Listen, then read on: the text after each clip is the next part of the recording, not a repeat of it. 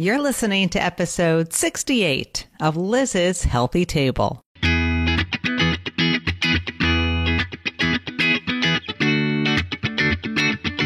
Looking for a healthy new way to feed your family without the hassle and hype? Welcome to Liz's Healthy Table, where your host, registered dietitian nutritionist Liz Weiss, serves up fresh and flavorful recipes with a tasty side of science, good nutrition, and fun. Are you and your family ready for some wholesome food that tastes great too? Don't change that dial. Your food adventure starts here.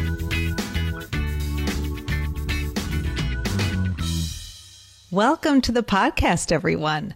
On today's show, we'll be celebrating the frigid month of January with a show on freezer cooking. My guest today is Rachel Thiemeyer, author of the new cookbook, From Freezer to Cooker: Delicious Whole Foods Meals for the Slow Cooker, Pressure Cooker, and Instant Pot.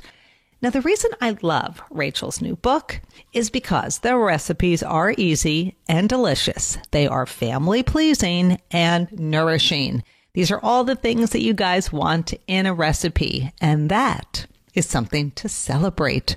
So on the show, well, let's see. We'll start by digging into Rachel's new recipe for the Humble Home Cooks Beef Bourguignon, which you can make in the slow cooker or the Instant Pot. And it's amazing. It's delicious. You're going to love it. And we're also going to talk about a recipe that I contributed to the book for barley and chickpea soup. Now, this is a vegetarian soup. Again, you make it in the Instant Pot or the slow cooker. My family adores it. It is chock full of good nutrition, fiber from the veggies and the beans, and it's just so hearty. You're going to love it. So we're going to talk about that on the show as well. Rachel is the co-founder with Polly Connor of Thriving Home. This is a down-to-earth lifestyle blog that she and Polly began in 2012 as a way to encourage and equip moms at home. So all aspects of the home, especially recipes. They have tons of recipes on their blog, so I want you guys to check it out. Going to put a link to it in the show notes. And their website's really interesting because it's risen to the top as the leader in the online freezer cooking space. So Rachel, she's a freezer diva for sure. She was on show, episode number 11 in season 1, talking about freezer cooking. And we're upping our game today by talking about freezer cooking in the slow cooker and the pressure cooker, aka the Instant Pot. All right, so some friendly reminders before we get into the show. If you're not already a member of my podcast posse on Facebook, I welcome you to join that group.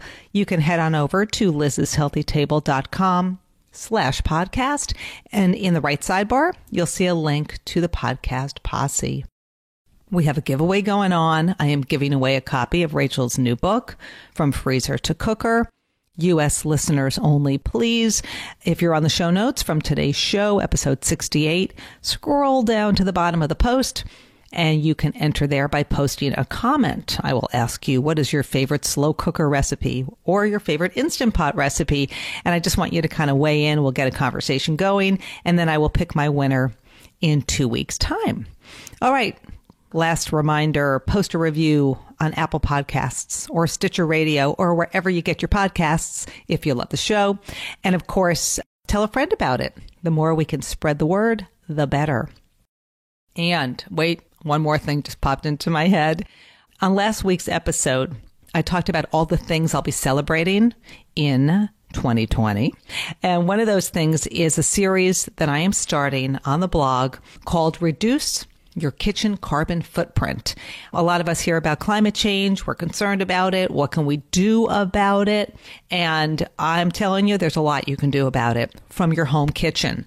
If you change the way, your habits, right? If you change the way you shop, you cook, and you eat, you can start to lower your greenhouse gas emissions. Literally. Like, for example, in January, in my first installment of Reduce Your Kitchen Carbon Footprint, I'm talking about composting. Now, I was a composting failure. I tried it years ago, just could not figure it out, tried it at home. So I finally hired a service.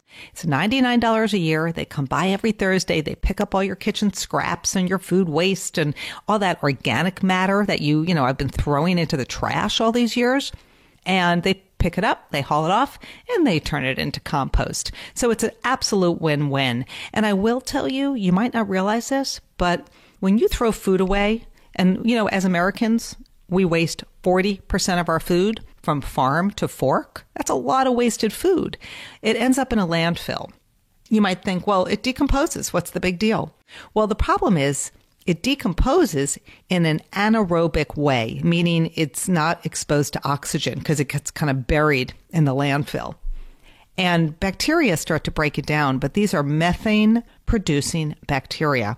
And methane is a very potent greenhouse gas. So every time we throw food away and it rots in a landfill, it produces methane gas. If you compost it, well, when it's being composted, they're churning it up all the time, right? They're stirring it up. So it's oxygenated. And those bacteria that break it down do not produce methane. And of course, all those food scraps end up as composting, and the composted material can be put back into soil to nourish and enhance our soil. So it's so great. It's so easy. And I really hope all of you join me and start composting in January. And then in February, I'm going to give you another action, something else you and your family can do to reduce your kitchen carbon footprint. Liz's Healthy Table is brought to you by my friends at superhealthykids.com, your one-stop shop for recipes, meal plans, cooking videos, and tips for feeding kids of all ages. The show is also brought to you by the Parents on Demand Network, where you will find parenting podcasts featuring everything from pregnancy and nutrition to the challenges of parenting. For the lineup of shows, head to parentsondemand.com. So it may be freezing outside. It certainly is here in New England. But for the next 40 minutes, I want you to cozy up as Rachel and I talk about cooking hearty and healthy meals in your Instant Pot and your slow cooker. Hey, Rachel, welcome back to the podcast. I'm so excited to be here, Liz. Thanks for having me. I loved having you on my podcast way back in season 1, and here you are again. But before we get into today's topic, I thought you would just, take a minute to tell everybody a little bit about yourself, where you live, your kids, your website, just the backstory. Sure. Yeah. I'm a mom. I have 3 kids. My kids are now 9, 11, and almost 13. My oldest turns 13 next week. So we are charging into the teenage years. Mm-hmm. I've been married to my husband, Nathan, for 19 years. We just celebrated our anniversary in December. And we live in Columbia, Missouri. So that is smack dab in the middle of Missouri between St. Louis and Kansas City. And my friend Polly Connor and I, we began our blog Thriving Home 8 years ago. And we had the vision at that time, and we still do, that we wanted it to be a place where we could encourage and equip moms at home, just in those day-to-day challenges of raising a family. We both love to cook, and we love to think through how to get healthy, delicious meals on the table for our families. And so that's a lot of what we share on our website. And then over the years, we found freezer cooking has really been the answer for our families to get dinner on the table. And so now we jokingly refer to ourselves as freezer cooking evangelists. Mm-hmm. And we honestly just, at the end of the day, we love helping other parents save time and money and feed their families well. And hopefully that's reflected through our recipes, our tips, our techniques, and our cookbooks. And what's your website? Our website is thrivinghome.org. Okay. And something just popped into my head, because as a dietitian, I feel like if I move to Missouri, I'm going to join you guys. We're going to be a trio here. Yes. Let's go for it. But nutrition, people always say fresh is best. And I always remind people that if you're at the supermarket and you see frozen berries or frozen spinach or frozen corn, go for it, because food is typically frozen within a mile or two from where it's picked. But so it's nutritious. I don't want people to forget about the freezer for those quote unquote convenience foods. But what about when you do freeze your prepared dishes? Do you think, or do you know, does that, deplete the nutrients, or does it seal all that goodness in? Yeah, I appreciate you saying that, because from everything that I've read, it seems to say, research says that freezing your food really doesn't deplete the nutrients much. And so we think it's a great way to get healthy meals on the table. Plus you're throwing in, I'm always throwing in, what's my vegetable side? What's my fruit for my kids? And so we're bringing in those fresh foods as well. Right. So you're pulling something out of the freezer that you prepared a month ago, you're ready to go, but you always have the fruits and veggies on the side. That's so important to always kind of keep that in mind. Yep. And if you really love convenience, then there's all the bagged greens, the lettuces. You can just pull out the bag or the kind of the box, the clamshell, right? And just quick Insta salad. For sure. So your first book, From Freezer to Table, you were on my podcast, season 1. Tell everybody a little bit about your first book real briefly, because then we have to get into your brand new book, From Freezer to Cooker, Delicious Whole Foods Meals for the Slow Cooker, Pressure Cooker, and Instant Pot. So quick blurb or two about book 1. Sure. Our first cookbook released in fall 2017, and it is called From Freezer to Table, and it's where we share everything we know about freezer cooking. Polly and I have both been freezer cooking for over a decade easily now. So we share the basics of how to prep, package, store, and thaw freezer meals, and really how to make it a lifestyle for your family. And in it, we share over 75 of our favorite simple whole foods recipes that can be made ahead and frozen for later. And one of the things I'm really proud to say here 2 years later is we have over 230 reviews on Amazon, and we still have a 5-star ranking there. We get emails all the time of people saying how that book has helped transform their families and how they eat. So we love knowing that it's being used in people's homes and helping them to eat healthy meals together. And I will say, Rachel, that it is one of my favorite cookbooks, and I'm not making this up. You have a recipe in there for hamburgers. And, you can make the patties and freeze them and then thaw them and cook them later. But I make them, just cook them. Probably the best burger I have ever made in my life. Oh my gosh, that's a huge compliment. Seriously, you're one of my heroes. So thank you so much for saying that. I appreciate it. But so full of flavor. Like you guys use fresh herbs, you use spices. You're not afraid to kind of kick up the flavor.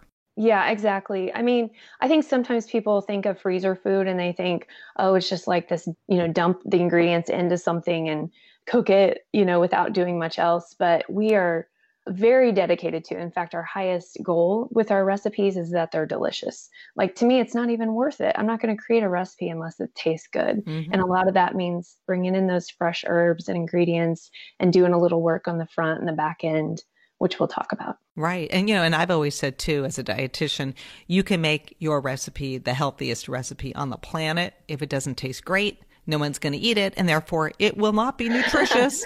So true.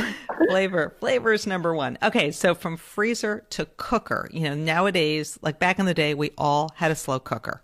Nowadays, everybody's buying the pressure cooker and the Instant Pot, and the Instant Pot is the same thing as a pressure cooker, right? Yeah. So everybody's kind of buying them. They're collecting dust, of course, never a good thing. So let's talk about the new cookbook. Sure. So kind of the genesis of this cookbook was Polly and our kids are getting a little older now. And so our evenings are taken over by just driving them around. We've got all kinds of activities. And so getting dinner on the table has really kind of become more and more challenging. And we've heard that same thing over and over from our readers and our friends. But what we found is that if we can utilize our slow cooker or the Instant Pot, and then in combination with having freezer meals on hand, that really getting a healthy, delicious meal on the table each night is so much easier. So that's the concept of this book. Here's what we've done. Every recipe works in both the slow cooker and the Instant Pot or whatever pressure cooker you have. So you have options. And then every recipe also includes instructions for making it into a freezer meal. So you can easily double your meal, make one for tonight, freeze one for later, have it on hand. And as you can imagine, it took a lot of testing to get this just right. We had to test every single method, and it took us over 2 years. We had a 500-person recipe testing team to help us along the way as well. But honestly, in the end, we think all that work is worth it because this cookbook gives the busy parents out there all kinds of options. I mean, you can load a meal into the slow cooker in the morning before work. You can whip up one after work in the Instant Pot on a busy night, and you can cook it either from fresh or from frozen. You have those options. So we really think there's no resource on the market like this. And we really honestly are really excited to help families in this way. Good stuff. And as we get deeper into this interview, I do want to kind of get into this whole idea of, well, if you kind of make it ahead and you freeze it, how do you then take this big hunk of frozen matter stuff and get it into the slow cooker or into the Instant Pot? Well, actually, let's talk about that now. Sure. Let's say you make the beef bourguignon like I did. So I made your beef bourguignon. And we'll give everybody that recipe in a minute. And it was so delicious, right? So you make the beef bourguignon, and I made it. I made it in the pressure cooker. Prepped it, made it, done. But what if you go halfway through, like you kind of get it ready, you freeze it? Let's talk people through like just that process so they really understand the concept of the book. So I'm going to go to page 129. Okay. All right. So talk us through. With beef bourguignon and most of our recipes, what we found is that it's important to freeze it before you fully cook it most of the time. That's not always the case. Sometimes you can fully cook a meal and freeze it and it's fine to rewarm it. But if you want a freezer meal to come out tasting like a fresh meal, we recommend, prepping the aromatics. So for instance, with this recipe, you would saute the bacon. So it starts with bacon. I love this recipe because it starts with bacon. Of and course. Everything's better with bacon. Only 4 slices, right? So it's not like you're adding a pound of bacon. We have 4 slices. Yeah, exactly. And then you would saute your aromatics. If you're using the Instant Pot, one of the great things about it is you can do all of that in that same pot that you're going to cook it in. And then you're going to add it, go ahead and start building the sauce that you're going to have there with a little bit of flour, some red wine, chicken broth, tomato paste, soy sauce, which is non-traditional for this recipe, but it adds amazing flavor. Then you're going to add back in those cooked bacon bits, some fresh thyme leaves. There's your fresh herb, a bay leaf, some quartered mushrooms, sliced carrots, diced Yukon Gold potatoes, and finally the chuck roast that's been cut into 1.5-inch pieces. Okay, so you prep it up to that point, and that's when you freeze it. Okay, so let me ask you this, Rachel, not to interrupt. And by the way, aromatics, earlier you mentioned, and that's your onion that you're adding into it, sauteing that. But so you're adding all this in. And by the way, I went to Trader Joe's and I got the stew meat and I cut it into smaller pieces. Such a great idea. And I actually only used about 1.5 pounds, and then I kind of increased the carrots because, I'm a little bit more of a veggie person. But just so people know, so you've got everything in this pressure cooker. It's all combined, but you're not going to then seal the lid and bring it up to pressure. This is where the freezer magic begins, right? Yeah, exactly. So for this one, you have options. You can cook it from fresh if you want to, but if you want to freeze it for later, you're going to put it in a freezer bag if you want. It's going to be quite full, but we found it does work, large gallon-sized freezer bag. And then you can set that if you're going to cook this in the Instant Pot later, in a container that's the same shape as the Instant Pot. That might even be the actual Instant Pot itself, or a bowl that's about the same shape. So you set your bag in that, you freeze it, which will take several hours. Once it's solid, you can take it out of that bowl, set it in your freezer. Now it's in the shape of your Instant Pot. There's also containers you can buy on Amazon, I think, that are the shape of the Instant Pot that you can freeze this food in as well. And it actually makes it pretty easy to dump it out later. But what's cool about the Instant Pot versus the slow cooker is that you can dump a freezer meal directly into it and cook it from frozen. I mean, to me, that's like magical. I think that's amazing. The USDA is still saying it's not safe to put a freezer meal into the slow cooker and cook it from frozen at this point. So that's what we direct people is thaw it first, and we can talk through thawing options. But back to this idea of cooking a freezer meal in the Instant Pot, all you have to do is dump your frozen block that you've frozen in the right shape for the Instant Pot. And then we say, turn on the saute button for about 5-10 minutes and get the liquid starting to come out of that meal a little bit, because a pressure cooker needs liquid to come to pressure. So you saute it for just a few minutes. Once it's got about a cup and a half of liquid at the bottom, then you can turn off the saute function, pop on that lid, seal it, and that's when you cook it and you use our directions. It does, a lot of them cook longer, not all of them. So that's one of the things we tested rigorously, was figuring out, okay, how do you cook it from frozen? Is it different from fresh?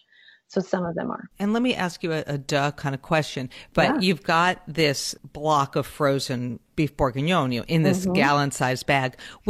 How do you get that block out of the gallon-sized bag? If you're going to actually add it as a frozen block versus thawing it. So tell us how to get it out of there frozen, but also how to thaw it completely before you get the process going. So if you're making it directly from frozen and you just want to get that block out, I found just kind of running it under some warm water. I wouldn't do hot water, and just giving it a little bit of time to kind of loosen up around those corners and those edges helps to get it out. But I'm telling you, Polly and I did this for 2 years back and forth.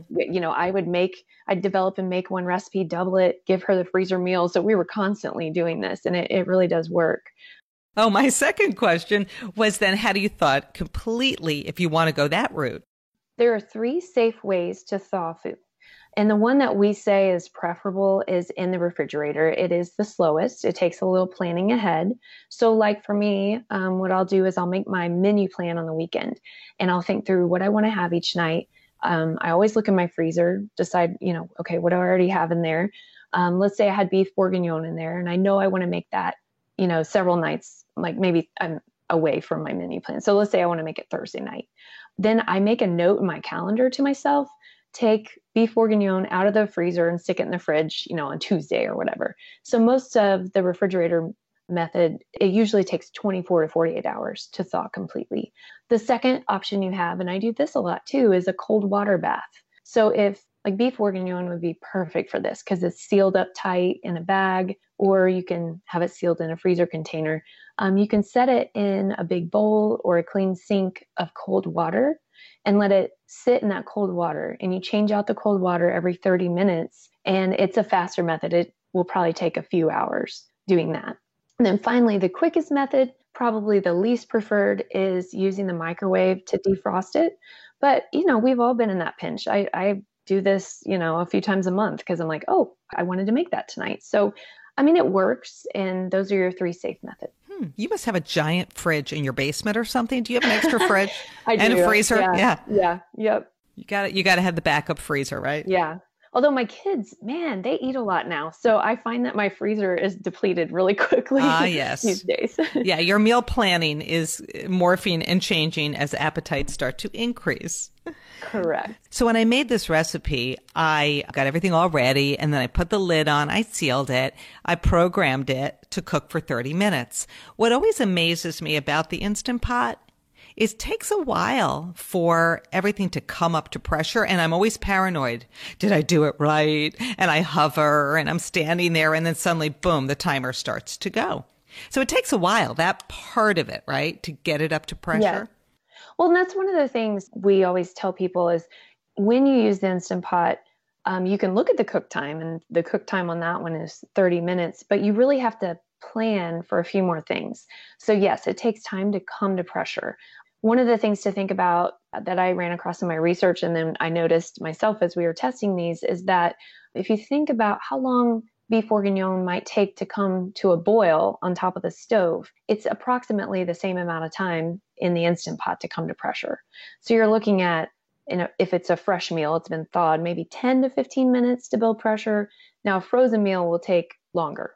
Plan maybe 20 to 30 minutes, depending on the size of the meal. Then you have your cook time. So you have your come to pressure time, plus your cook time, plus your release time at the end, because you have to release that pressure that's built up. And there's 2 ways to release it. There's a quick release where you just open the valve, and you've probably experienced this, where all the steam rushes out at the top, and that can take a few minutes. Or there's a natural release.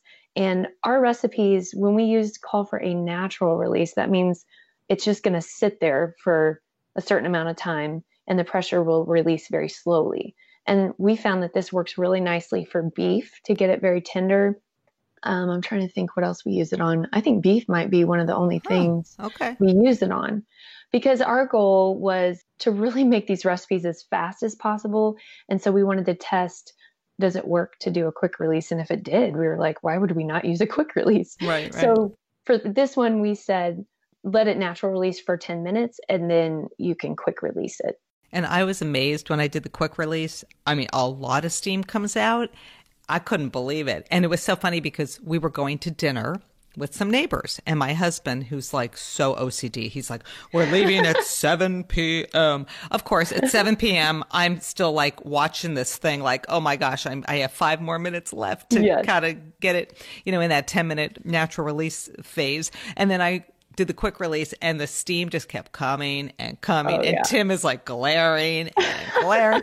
I'm like, oh my gosh, it won't stop. Yeah. And then I like quickly put it into a container and I popped it into the fridge. And then I jump in the car with the neighbors and they're like, what have you been cooking? Between the bacon and that steam, I literally smelled like beef bourguignon. That's awesome. You smelled like a French kitchen. That's great. It's a good smell. And it was just so funny. And then, of course, we get to the restaurant and we have to wait. Table's not ready. I was like, I didn't have to rush, Yeah, of course. That's but it is so delicious. And I love this recipe. And what I notice about it too, and this is why I personally prefer the Instant Pot to the slow cooker, is that in the slow cooker, I find that it dries meat out. When I'm cooking in the pressure cooker, I feel like everything just stays so moist and tender and scrumptious. So I'm just a bigger fan. And I don't understand like the physiology of the slow cooker, why it dries the meat out. Like, do you find if we put this beef bourguignon side by side, Instant Pot version, slow cooker version, like which would you prefer? I don't think I have a preference on this one. I personally tend to grab my Instant Pot these days because I know how to use it and I know what to expect. And it's just quick, fast for me. But this one, I like it both ways. I really do. So you think the meat stays nice and tender, it doesn't sort of dry out? Yeah. And my neighbors, they helped us test a lot of the recipes. This is their favorite recipe from our book, and they only use the slow cooker. And they are huge foodies. So I think either one works for this one. What other meats dry out for you? I feel like chicken. Yeah, I feel like if I make chicken in the slow cooker, I feel like it just doesn't have that same sort of lusciousness. It just tends to dry it out a little bit. And it's sort of counterintuitive because you open the slow cooker and it's full of liquid. But I think it pulls the moisture out a little bit. Well, let me push back on that just a little bit. Oh, please do. Or address it. One of the things that we learned that was very surprising to us in our research and our tests was that chicken is very much overcooked in the slow cooker. So almost every recipe we saw online for chicken breasts, chicken thighs, even whole chicken would be like an all-day recipe because everybody wants an 8-hour recipe, right? Like you want to throw it in the morning and come home and it's done. But America's Test Kitchen was actually the ones who taught me this is chicken breasts really only take 2.5 to 3 hours. Okay. And chicken thighs really only take about 3 hours. And a whole chicken really only takes like 4 hours. So it's a lot less time than we've, for whatever reason, are used to. That explains it then. Yeah. Yes. Yeah. And I do think the chicken thighs in the slow cooker are so much better for me than chicken breast. Just naturally, right? More juicy and moister. Definitely. It's a darker cut of meat, right? Yep. So we've been talking a lot about the pressure cooker. And I love this whole idea of kind of getting everything ready and then freezing it like in the same shape so you can easily, get it right in there. But what about the slow cooker? You talk in the book about some secrets, some strategies for it, like those rules for making that slow cooker work for you. So here I talked to you already about chicken. Oh my gosh, it's so dry. And you're like, yeah, because you're cooking it too long, lady. Come on. Well, I didn't know that either. I was in the same boat as you. I was like, I don't like chicken in the slow cooker. So I totally get it. It's like a big mistake. So what are some other do's and don'ts or that you talk about in the book so that slow cooker can really work for you from a convenience perspective, but also a flavor perspective? Yeah, definitely. Okay, so the first thing I would say is you really kind of have to know your slow cooker. Every single one of them cooks at a different rate, and we tested several versions. We ended up testing every recipe in our book using the one that America's Test Kitchen rated the highest, and it's a KitchenAid 6-quart one. It actually it like low and slow cooks everything. So we loved it, but everything took longer in that one. But I have another brand that I would test them in and it would take 2 hours less. So you really have to know your slow cooker. And that's why we give a range of times on all of our recipes, most of the recipes. So what we suggest is check your meal at the lower end of the cooking range so that you don't overcook it. You can also use a meat thermometer to determine if your food is actually done. And we have a handy chart in the back of the book that tells you what is the safe cooking temperature for doneness. And like I mentioned too, a lot of meals, especially chicken and egg-based casseroles in the slow cooker, they cook much faster than you might guess. And that's why they're often overcooked and dried out. So we got the timing, we think, just right on those. And they're typically less than 4 hours, to be honest. And you know why I prefer the Instant Pot to the slow cooker? Another reason is that in the Instant Pot, if you have to saute something, you do it right in there and then everything else goes in. And in the slow cooker, you don't really have that advantage, right? You have to saute a nonstick skillet or, whatever you have, and then kind of pop everything into the slow cooker. So personally, for me, that's another benefit of the Instant Pot. It's like one-stop shopping. Oh, I totally agree. And that's one of the things I was going to say I love the most. When people ask me, should I get an Instant Pot? And I'm like, I'll tell you the two things I love the most. And that's one is I'm like, it's a one pot meal most of the time. And I love that you can use that saute function in there. And then the second thing is that you can cook freezer meals directly in it. And also, doesn't the Instant Pot have a slow cooker feature? It does, but from all that I've read, it's really not ideal to use it. So I don't ever use that slow cooker feature. It's really mostly designed to be a pressure cooker. Now, maybe as new ones come out, that'll get better. But for right now, we actually say we don't recommend using that. So you've been testing all these recipes, not once, like you got to do it twice because you got to do it in the pressure cooker and in the slow cooker. Are your kids good eaters? I am so curious because I always found like when I was writing cookbooks, my kids were my little taste testers and they got so accustomed to, and it's a fun way for kids to try new foods because they feel so proud, right? They're part of a cookbook. What's been the process for you, having been a recipe tester now and a blogger for 8 years? Do you think your kids are good eaters? I think my kids are kind of normal kids, I've noticed. And that's actually helpful because our readers are always like, I have picky eaters and that kind of thing. But I do think it's expanded their palates over the years. Just they do get excited. I'm like, hey guys, here's a recipe we're testing for the cookbook. What do you think? And boy, they're our harshest critics, they will tell us what they really think. But I do think it's helped them. They do try a lot of things. They don't necessarily like it and they don't have to. That's fine. But I know the more they're exposed to it, the more likely they are to eat, whatever it is, beef bourguignon. So they're pretty decent. They each have their little picky, funny things that we have to work around or encourage them to kind of push through. But overall, it's so fun to have my kids involved. That's one of my favorite parts of my job. And do they have a favorite recipe? Like in the Thiemeyer household, what is like the number one recipe that you're all loving out of the book right now? Well, last night, my oldest son, Jack, this was inspired by him, but his favorite recipe, and really my whole family loves it, is called Jack's Chicken and Dumpling Stew. And we make it, isn't that interesting that you can make chicken and dumplings in the slow cooker in the Instant Pot? That to me was kind of revolutionary and it worked so well. In fact, we're going on the Hallmark Channel next week and we're going to share that recipe with you Hallmark people. Wow. Send me a link when that segment goes will. live because that's very good. That's huge. I love that show. Yeah, we're excited about it. Yeah. And I would say the other one is the French dip grilled cheese sandwiches. And those are two recipes that no one complains in my family, which is the best compliment, as most moms know. Good stuff. What about like breakfasty things and desserty things? Like I always just focus on dinner in the slow cooker and the Instant Pot. But what about those other desserts and breakfast? Yeah, I'm not a dessert person either. If I'm going to do dessert, that's just not my thing. I don't know. I'm not good at making dessert. So that has never been my thing. But I do love breakfast recipes in the slow cooker and the Instant Pot. And we have several in our cookbook. One of the things that works really nicely is steel cut oats. And that's one that steel cut oats can cook overnight and you wake up and they're ready to go. Or you can cook them ahead and add different flavorings. We've got a few different versions in our cookbook.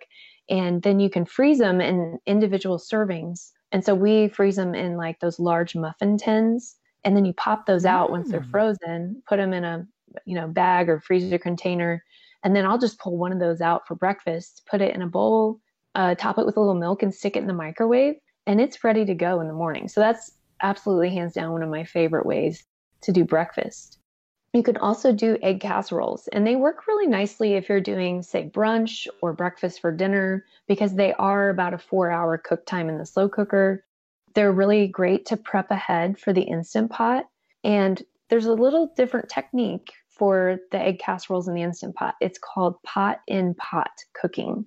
So what you're going to do is you're going to use a container that fits down into the Instant Pot. It can be glass or it can be ceramic, round container, and you'll make your casserole in there, like you'll put it together in there. And then you put a little water in the bottom of your Instant Pot, and your Instant Pot will come with a trivet. So you set the trivet down in there, you set your pot that you've put the casserole in down in there, or the casserole dish, and then it cooks in there, and it comes out, honestly, it's so moist. It's never overcooked. My kids love those kind of casseroles. So we have like French toast, blueberry casserole with vanilla glaze, or pumpkin pie, French toast casserole, things like that. Yum, yum. I'm getting hungry. I'm going to eat lunch. Goodbye. Good. Oh, before I forget, you have a special website portal you created just for my listeners. And on that portal, you're offering, I'm going to give it in the show notes, I'll give a link, but you're offering some freebies. What's that portal, and what are some of the freebies you're offering? Sure. We put together a page just for your readers. It's thrivinghome.org/Liz's Healthy Table. And on it, the thing I'm most excited to give you guys is our Instant Pot cooking times chart. And we did a lot of work over the years to develop this. We have found nothing like it on the internet. It tells you how to cook every kind of meat or soup or breakfast item from fresh, but then we also develop the times if you're going to cook them from frozen. And so we have that for you as a free download. We've got our top 10 easy real food freezer meals ebook that you can download.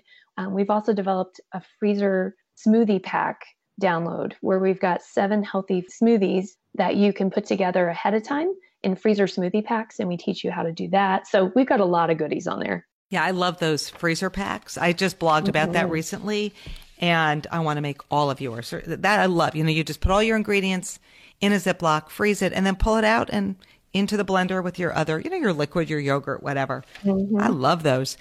So I want everybody to know that I've known about your book for a long time because you guys asked me months ago, maybe over a year ago, if I wanted to contribute a recipe. So I have a little cameo on page 204 of the book. And by the way, we are doing a cookbook giveaway, lizshealthytable.com/podcast. The show notes from episode 68 will have information on how our U.S. listeners and readers can enter this giveaway. I love your book. Anyway, so barley and chickpea soup. And I had made this in the slow cooker originally. And then I tested it for you guys in the Instant Pot. I adore this recipe. It's vegetarian. It is hearty. It's full of good nutrition, obviously, because you've got the whole grain barley and the chickpeas and all these veggies. So I'm going to, and this recipe is on my blog, so I will give a link to it. But you also obviously had to test my recipe because you had to give all your freezer instructions. What'd you think of it? Oh my gosh. Okay. First of all, I was so excited when you agreed to contribute to our book, and I didn't know what to think of this soup. I'd never used barley before. I looked at the recipe and I was like, this is interesting. I'm excited to try it. In the end, it's one of my favorite soups. It's what I love about it is it's really simple. It's really healthy, and it was surprisingly delicious by the end. And I had never used barley before, and you had recommended, I think, pearl barley, right? Yes, pearl barley, because some of that outer hull is removed, so it cooks a little bit faster. When you buy these hearty whole grains, I always find if you get them partially pearled or pearled, it just means that they've taken that outer husk away. It's still super nutritious, but it's just a little easier to work with for the home cook.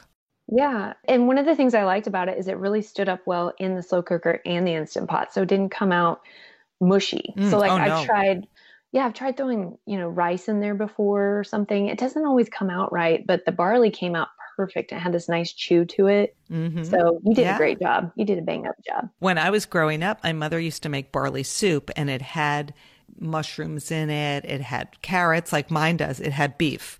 I have chickpeas in mine. And I always loved that comforting aspect of barley because of that chewiness And there's herbs in here. I use thyme. So it's just one of these, like a total comfort food soup. I first created it, and it's funny because when I first blogged about this recipe, which was in the slow cooker back in the day before I got into the Instant Pot, we had one of these mega snowstorms here in Boston. And I can remember Tim and Simon were out shoveling, clearing snow off the roof, what you do here in New England. And I was inside testing and making this recipe. So I always think of like the coldest winter day, for this soup. Definitely. And it's so filling. You just feel totally satisfied after you eat it.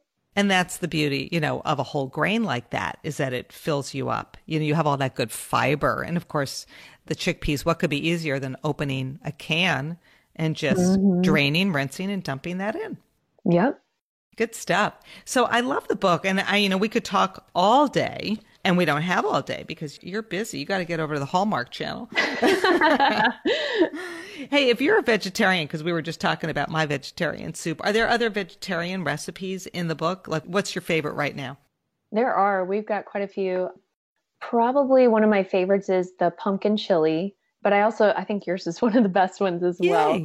We've got quite a few in there. And one of the things this book offers that we weren't able to offer in our first book is we've got a really helpful icon index in the back. And so each of our recipes is labeled with various icons. We've got like ones labeled kid favorites, gluten-free, dairy-free, vegetarian, slow cooks all day, meals that are, just drop and go, things that feed a crowd, stuff like that. And you can go to the back of the book, you can look at this index, and you can find all of the vegetarian recipes at one glance, for instance. Yeah, as time goes on, you've been blogging for, as you said, 8 years. The whole, gluten-free, dairy-free, all these special diets, that was just, not as popular back in the day. And now everybody seems to be either a vegan or a vegetarian. There's something that everybody is striving for, and that's great. So you have that quick resource. Right, exactly. We wanted to offer lots of options, and even within certain families. I mean, to be honest, I'm actually gluten-free, dairy-free now. So, but I still make most of the recipes in our book, and I just make minor tweaks on the ones that maybe do have wheat or dairy in them. It's interesting because, and I'm going to be talking about this throughout the year on my podcast, I went dairy-free, gluten-free for a while because I was having like arthritic symptoms. I was feeling achy in my hands, my elbows, my knees. And I brought the dairy back because I do love dairy, but I'm still kind of off gluten. I go on it once in a while, but by and large, I've given it up and I feel good. But I do love, I still eat a lot of whole grains. I just do the gluten-free whole grains. Yeah. No, I agree. One of the things that was interesting to me was, I initially went off of it because I had done some reading. My thyroid was kind of trending like hypo, and I'd done some reading, and a lot of people were saying, well, if you make these tweaks in your diet, it can help. And my labs reflected that within a few months, and it's continued to stay in the optimal range, which I thought was really interesting. And then also my skin cleared up when I made that change.